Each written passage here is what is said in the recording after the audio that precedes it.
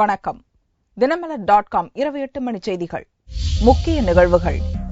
April மாதம் கூட்டுறவு சங்க தேர்தல் 22,532 கூட்டுறவு சங்கங்களுக்கு 5 நிலைகளில் தேர்தல். பெட்ரோல் விலை உயர்வுக்கு எதிர்ப்பு. எதிர்க்கட்சிகளின் போர்க்கோலத்தால் பார்லிமென்ட் ஸ்தம்பிப்பு. இலங்கை சிறையில் தூத்துக்குடி மீனவர்கள் விடுவிக்க நடவடிக்கை எடுக்க மன்மோகன் சிங்குக்கு முதல்வர் ஜெயலலிதா வலியுறுத்தல். விரிவான செய்திகள். தமிழகத்தில் உள்ள கூட்டுறவு சங்கங்களுக்கான தேர்தல் ஏப்ரல் மாதம் நடத்தப்படும் என்று கூட்டுறவு சங்கங்களுக்கான தேர்தல் கமிஷனர் அறிவித்துள்ளார். தமிழகத்தில் உள்ள கூட்டுறவு சங்கங்களுக்கான தேர்தல் பல்வேறு வழக்குகள் காரணமாக நிறுத்தி வைக்கப்பட்டிருந்தது. வழக்குகள் முடிவுக்கு வந்த நிலையில் கூட்டுறவு சங்கங்களுக்கு தேர்தல் நடத்தப்படும் என்று தமிழக அரசு அறிவித்தது. அதன்படி கூட்டுறவு சங்கங்களுக்கான தேர்தல் ஏப்ரல் மாதம் நடத்தப்படும் என்று கூட்டுறவு சங்கங்களுக்கான மாநில தேர்தல் கமிஷனர் மோகன் திங்களன்று அறிவித்தார். அதன்படி 22,532 கூட்டுறவு சங்கங்களுக்கு 5 நிலைகளில் தேர்தல் நடத்தப்படுகிறது. முதல் நிலையில் உள்ள 22,192 சங்கங்களுக்கு வரும் ஏப்ரல் 5, 12, 19 மற்றும் 27 தேதிகளில் தேர்தல் நடத்தப்படுகிறது. எப்போதும் இல்லாத வகையில் இந்த முறை தேர்தல் பார்வையாளர்கள் நியமிக்கப்படுகின்றனர். முதல் நிலைக்கான தேர்தல் நடைமுறை மார்ச் 4 தேதியான திங்களன்று துவங்கி மே 6 தேதி நிறைவடைகிறது. 2ஆம் நிலை உட்பட அடுத்த நிலைகளுக்கான தேர்தல் அட்டவணை தொடர்ந்து வெளியாகும் என்று கூட்டுறவு சங்கங்களுக்கான தேர்தல் கமிஷனர் அறிவித்துள்ளார்.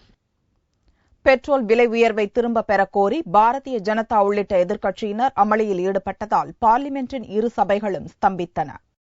திங்களன்று லோக்சபா கூடியதும் மார்க்சிஸ்ட் உறுப்பினர் பாசுதேவ் ஆச்சாரியா கேள்வி நேரத்தை ரத்து செய்துவிட்டு 3 தினங்களுக்கு முன் அமலுக்கு வந்த பெட்ரோல் விலை உயர்வு குறித்து விவாதிக்க கோரினார். ஆனால் சபாநாயகர் மீராகுமார் கேள்வி நேரம் துவங்குவதாக அறிவித்தார். இதைத் தொடர்ந்து விவிஐபி ஹெலிகாப்டர் ஒப்பந்த ஊழல் தொடர்பான கேள்விக்கு ராணுவ அமைச்சர் AK அந்தோணி பதிலளிக்க துவங்கினார். உடனே பாரதிய ஜனதா இடதுசாரிகள், திரிணாமுல், அதிமுக உள்ளிட்ட கட்சியினர் சபையின் மைய பகுதிக்கு சென்று கோஷமிட்டனர். இதனால் பெரும் கூச்சல் குழப்பம் உருவானதால் பகல் 12 மணி வரை சபையை ஒத்திவைப்பதாக மீராகுமார் அறிவித்தார். பெட்ரோல் விலை உயர்வை உடனடியாக திரும்பப் பெறக் கோரி ராஜ்யசபாவிலும் பாரதிய ஜனதா, திரிணாமுல், சமாஜ்வாதி, ஐக்கிய ஜனதா தளம் உள்ளிட்ட எதிர்க்கட்சிகள் கோஷங்களை முழங்கிக் கொண்டே இருந்தனர். அமைதியாக இருக்கும்படி சபைத் தலைவர் ஹமீத் அன்சாரி பலமுறை கோரிய போதும் தொடர்ந்து கூச்சல் குழப்பம் நிலவியதால் சபை 10 நிமிடத்துக்கு ஒத்தி வைக்கப்பட்டது. மீண்டும் சபை கூடியதும் பெட்ரோல் விலை உயர்வு குறித்து விவாதிக்க அரசு தயாராக இருப்பதாக அமைச்சர் ராஜீவ் சுக்லா கூறினார்.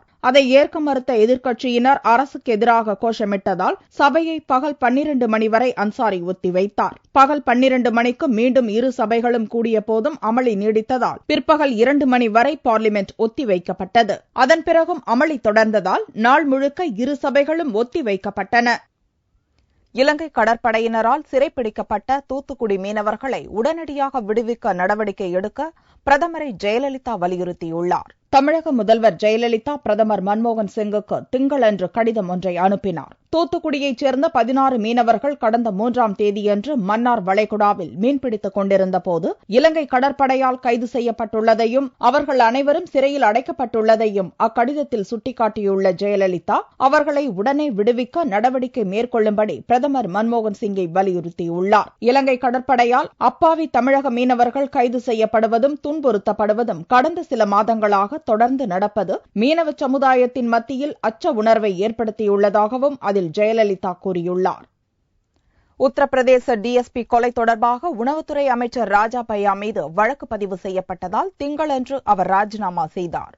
உத்தரப்பிரதேச மாநிலம் பிரதாப்கர் மாவட்டத்தில் பாலிப்பூர் கிராமத்தில் பஞ்சாயத்து தலைவர் ஒருவர் சுட்டுக் கொல்லப்பட்டதை அடுத்து பயங்கர கலவரம் வெடித்தது. கலவரத்தை அடக்குவதற்காக போலீசாருடன் விரைந்து சென்ற டிஎஸ்பி ஜியாவுல் ஹக்கை ஒரு மர்ம கும்பல் மூர்க்கத்தனத்துடன் தாக்கியது. துப்பாக்கியாலும் சுட்டது. இதில் டிஎஸ்பி ஜியாவுல் ஹக் இறந்தார். அமைச்சர் ராஜா பையா தூண்டுதலால் அவரது ஆதரவாளர்கள் தனது கணவரை கொலை செய்ததாக டிஎஸ்பியின் மனைவி பர்வீன் போலீசில் புகார் அளித்தார். அதன் அடிப்படையில் ராஜா பையா மற்றும் அவரது ஆதரவாளர்கள் 7 பேர் மீது போலீசார் கொலை வழக்கு பதிவு செய்தனர். இந்த விவகாரம் அகிலேஷ் யாதவ் அரசுக்கு பெரும் நெருக்கடியை ஏற்படுத்தியுள்ளது. திங்களன்று காலை முதல்வரை ராஜா பையா சந்தித்து தனது ராஜினாமா கடிதத்தை அளித்தார். உணவு மற்றும் சிவில் சப்ளைஸ் துறைகளை கவனித்து வந்த ராஜா பையாவின் ராஜினாமாவை உத்தரப்பிரதேச கவர்னர் PL ஜோஷியும் ஏற்றுக்கொண்டு விட்டதாக கட்சித் தலைவர் தலைவர் முலாயம் சிங் யாதவ் டெல்லியில் தெரிவித்தார். ராஜாபையா மீது பல்வேறு கிரிமினல் வழக்குகள் நிலுவையில் உள்ளன.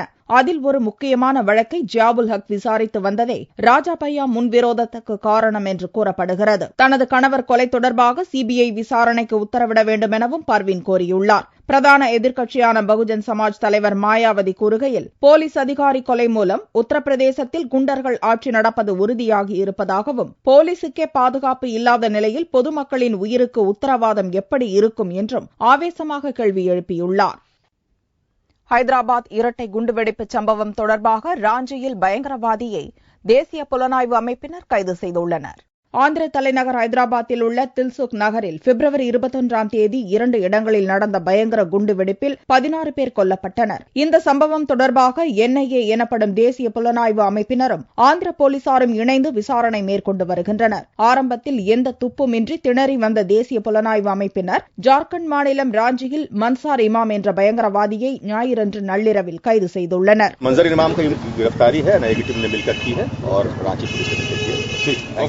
குஜராத் மாநிலம் அகமதாபாத் குண்டுவெடிப்பு வழக்கு தொடர்பாக மன்சார் இமாமை 2 ஆண்டுகளாக தேசிய புலனாய்வு அமைப்பு மற்றும் பயங்கரவாத ஒழிப்பு படை போலீசார் தேடி வந்தனர். அதற்காக பலமுறை அவனை தேடி ராஞ்சிக்கு வந்தபோதும் அவனை பிடிக்க முடியாமல் போனது. இப்போது ராஞ்சி போலீசாரின் உதவியுடன் மன்சார் இமாமை கைது செய்துள்ள தேசிய புலனாய்வு அமைப்பினர் திங்களன்று அவனை ராஞ்சி நீதிமன்றத்தில் ஆஜர்படுத்தினர். இமாமை 5 நாள் காவலில் எடுத்து விசாரிக்க நீதிமன்றம் அனுமதித்துள்ளது.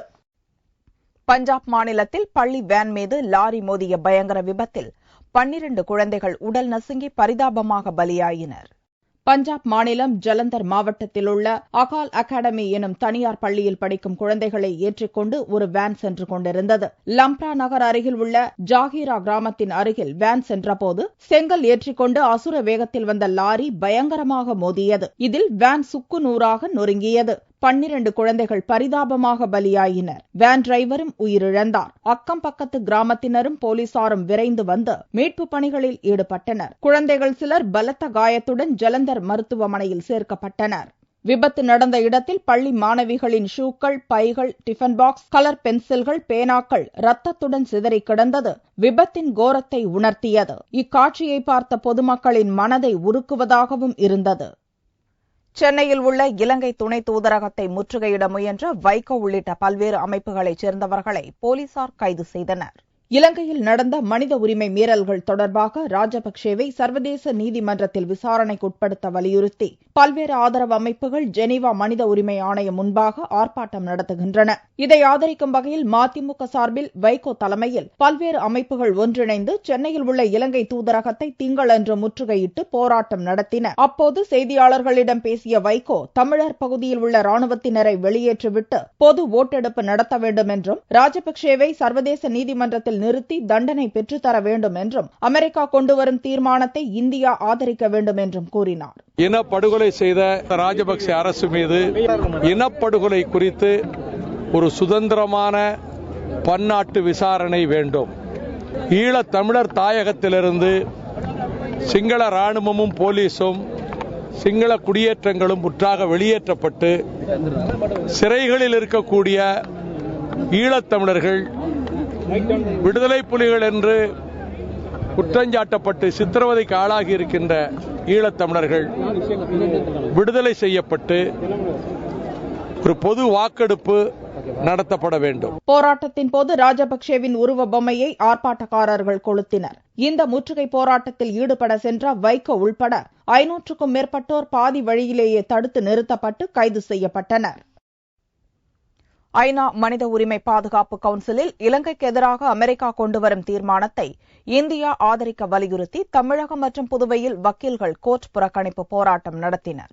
இலங்கையில் நடந்த போர்க்குற்றங்கள் தொடர்பாக ஐநா மனித உரிமை பாதுகாப்பு கவுன்சிலில் அமெரிக்கா கொண்டுவரும் தீர்மானத்தை இந்தியா ஆதரிக்க வேண்டும் என வலியுறுத்தி திங்கட்கிழமையன்று தமிழகம் மற்றும் புதுச்சேரியில் வக்கீல்கள் பணிக்கு செல்லாமல் நீதிமன்ற புறக்கணிப்பு போராட்டத்தில் ஈடுபட்டனர். சென்னை உயர்நீதிமன்றத்தில் நடந்த புறக்கணிப்பு போராட்டத்தில் இலங்கைக்கு பொருளாதார தடை விதிக்க வேண்டும் எனவும் கோஷங்கள் எழுப்பப்பட்டன. இலங்கை இனவரி அரசை கண்டிக்கின்றோம். இலங்கை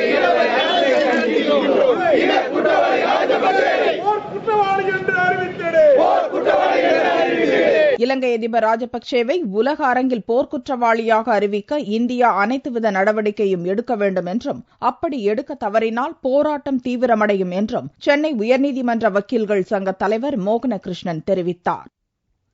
காஷ்மீரில் 2 இந்திய ராணுவ வீரர்கள் தலை துண்டித்து கொடூரமாக கொல்லப்பட்டது தொடர்பாக விளக்கம் கேட்டு மத்திய அரசுக்கு உச்சநீதிமன்றம் நோட்டீஸ் அனுப்பியுள்ளது. ஜம்மு காஷ்மீர் மாநிலம் பூஞ்ச் மாவட்டத்தில் உள்ள சர்வதேச எல்லையில் கடந்த ஜனவரி 8ஆம் தேதியன்று இந்திய ராணுவ வீரர்கள் ஹேம்ராஜ், சுதாகர் சிங் ஆகியோர் பாகிஸ்தான் ராணுவத்தினரால் கொடூரமான முறையில் தலை துண்டிக்கப்பட்டு கொல்லப்பட்டனர். ஹேம்ராஜின் தலையை பாகிஸ்தானிய ராணுவத்தினர் தங்களுடனே கொண்டு சென்றனர். இப்பிரச்சினையை சர்வதேச கிரிமினல் நீதிமன்றத்தில் கொண்டு செல்லவும் ஹேம்ராஜின் தலையை பாகிஸ்தானிடம் கேட்டு பெறவும் மத்திய அரசுக்கு உத்தரவிடக் கோரி உச்சநீதிமன்றத்தில் பொதுநலன் வழக்கு தாக்கல் செய்யப்பட்டது.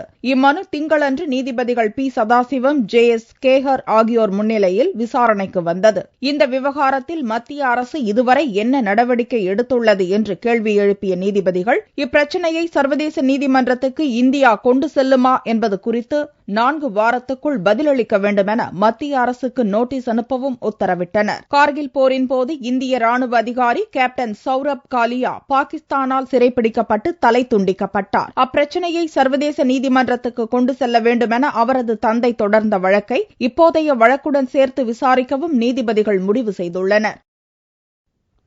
காற்றழுத்த தாழ்வு நிலையால் தமிழகம் மற்றும் புதுச்சேரி கடலோர மாவட்டங்களில் மழை பெய்யக்கூடும் என்று சென்னை வானிலை மையம் தெரிவித்துள்ளது. கடந்த சில நாட்களாக தென்கிழக்கு வங்கக்கடலில் காற்றழுத்த தாழ்வு நிலை நீடித்து வந்தது. இது மேற்கு நோக்கி நகர்ந்து திங்கட்கிழமை காலை 8:30 மணிக்கு இலங்கையை ஒட்டியுள்ள தென்மேற்கு வங்கக்கடலில் நீடித்து வருகிறது. இந்த காற்றழுத்த தாழ்வு நிலையின் காரணமாக அடுத்த 24 மணி நேரத்தில் தமிழகம் மற்றும் புதுவையின் கடலோர மாவட்டங்களில் ஒரு சில இடங்களில் மழை பெய்ய வாய்ப்புள்ளதாக சென்னை வானிலை ஆய்வு மைய இயக்குநர் ரமணன் கூறினார். கடந்த சில நாட்களாக தென்கிழக்கு வங்கக்கடலில் நிலவி வந்த ஒரு காற்றழுத்த தாழ்வு நிலையானது மேற்கு நோக்கி நகர்ந்து இன்று காலை 8 மணி அளவிலே இலங்கையை ஒட்டியுள்ள தென்மேற்கு வங்கக்கடல் பகுதியில் நீடிக்கின்றது. இந்த தாழ்வு நிலை காரணமாக அடுத்த 24 மணி நேரத்திலே தமிழகம் மற்றும் புதுச்சேரியில் கடலோர மாவட்டங்களில் ஒரு சில இடங்களில் மழை எதிர்பார்க்கலாம்.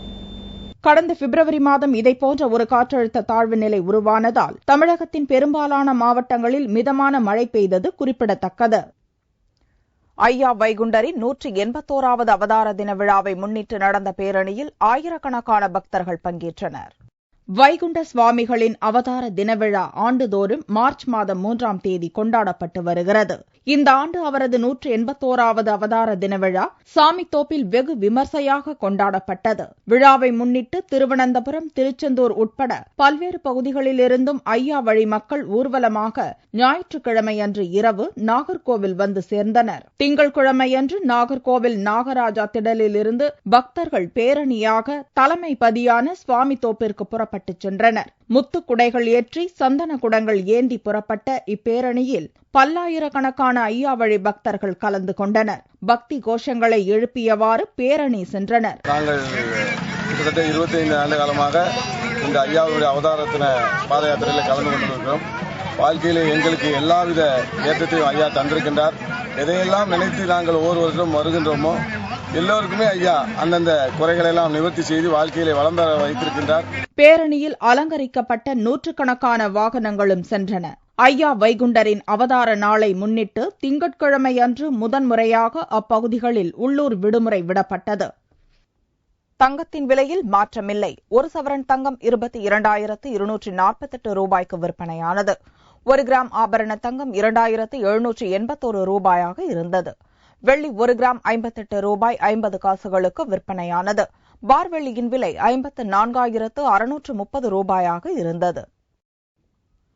விவசாயத்தில் காளைகளை பயன்படுத்த வலியுறுத்தி விழிப்புணர்வு ஏற்படுத்தும் விதமாக பொள்ளாச்சி அருகே ரேக்லா பந்தயம் நடந்தது. பொள்ளாச்சி அருகே உள்ள எஸ். குமாரபாளையம் சுற்றுச்சூழல் பாதுகாப்பு அமைப்பு சார்பில் ரேக்லா பந்தயம் நடந்தது. பண்டைய காலத்தில் விவசாயத்தில் முழுமையாக காளை மாடுகளை பயன்படுத்தி வந்ததால் விவசாயம் இயற்கையான முறையால் செழிப்பாக இருந்தது. ஆனால் தற்போது விவசாயத்திற்கு காளை மாடுகளை பயன்படுத்துவது குறைந்து வருகிறது. எனவே விவசாயத்தில் காளை மாடுகளின் பயன்பாடு குறித்து விழிப்புணர்வு ஏற்படுத்தும் விதமாக ரேக்லா பந்தயம் நடத்தப்பட்டது. 2 பல் முளைத்த காளைகளுக்கு 200 மீட்டர் தூரமும் 4 பல் முளைத்த காளைகள் காளைகளுக்கு 400 மீட்டர் தூரமும் நிர்ணயிக்கப்பட்டு நடந்த போட்டியில் கோவை, திருப்பூர், ஈரோடு மற்றும் கேரளாவிலிருந்து 30க்கும் மேற்பட்ட காளைகள் பங்கேற்றன.